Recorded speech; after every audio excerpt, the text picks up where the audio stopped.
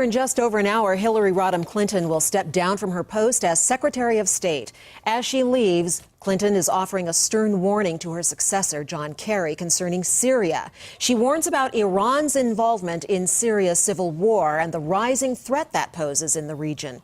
Clinton calls the ongoing violence distressing on all fronts. Since it began, the Syrian uprising has claimed more than 60,000 lives and forced millions of people to leave their homes.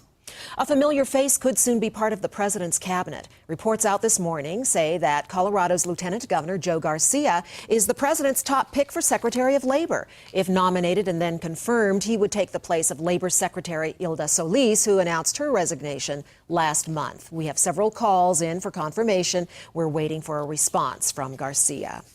Former New York Mayor Ed Koch has died. He was 88 years old. Koch was being treated in New York Presbyterian Hospital for water in his lungs and legs and was readmitted on Monday.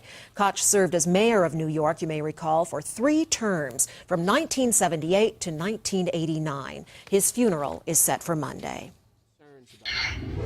Aurora's police chief is releasing this video today referencing an ongoing Call 7 investigation into the department's internal affairs practices, and our story hasn't even aired yet. As Call 7 investigator Kelly Raybon tells us, the video statement only raises more questions.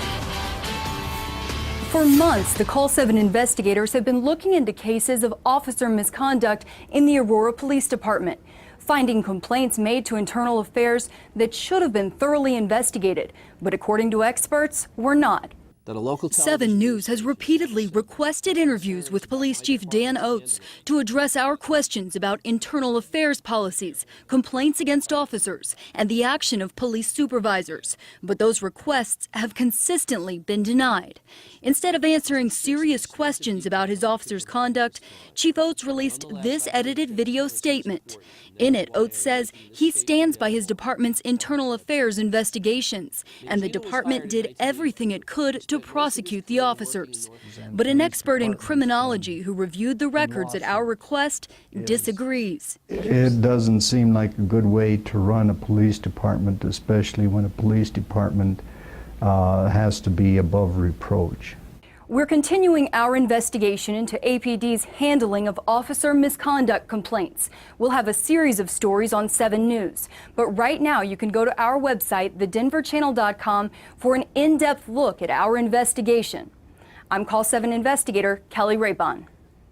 We're learning new information this morning about that explosion at Mexico's state-owned oil company in Mexico City. Rescue crews still are searching for survivors in the rubble. More than 24 people were killed, 100 were injured in the blast in the basement of the PEMEX tower. The basement and the first 2 floors of the 51-story building collapsed.